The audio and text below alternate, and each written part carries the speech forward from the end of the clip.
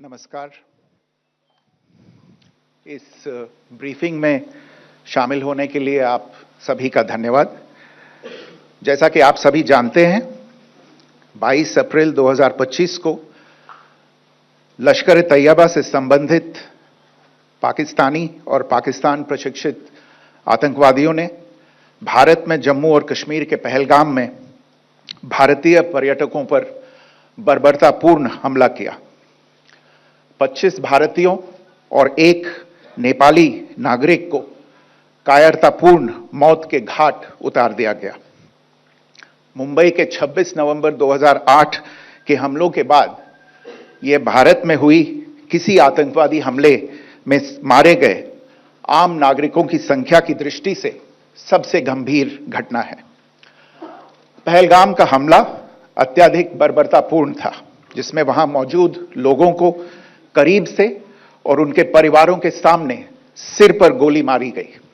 हत्या के इस तरीके से परिवार के सदस्यों को जानबूझकर आघात पहुंचाया गया। साथ ही उन्हें यह नसीहत भी दी गई कि वे वापस जाकर इस संदेश को पहुंचा दें। यह हमला स्पष्ट रूप से जम्मू और कश्मीर में बहाल हो रही सामान्य स्थिति को बाधित करने के उद्देश्य से किया गया था। चूंकि पर्यटन फिर से अर्थव्यवस्था का मुख्य आधार बन रहा था, इस हमले का मुख्य उद्देश्य इसे प्रतिकूल रूप से प्रभावित करना था। पिछले वर्ष आप सभी जानते हैं, 2.25 करोड़ से अधिक पर्यटक कश्मीर आए थे।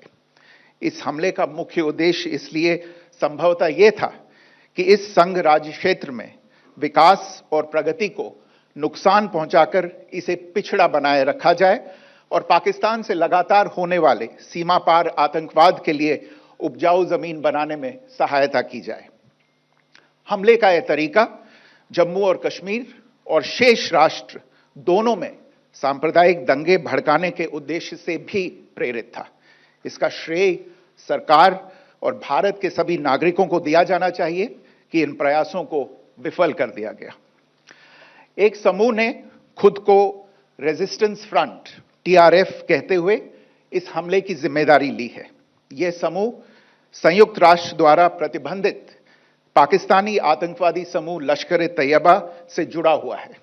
यह उल्लेखनीय है कि भारत ने मई और नवंबर 2024 में संयुक्त राष्ट्र की 1267 कमेटी की सैंक्शंस मॉनिटरिंग टीम को अर्धवार्षिक रिपोर्ट प्रस्तुत की थी, जिसमें TRF के बारे में साफ इनपुट दिए गए थे। इससे पाकिस्तान स्थित आतंकवादी समूहों के लिए कवर के रूप में TRF की भूमिका सामने आई थी।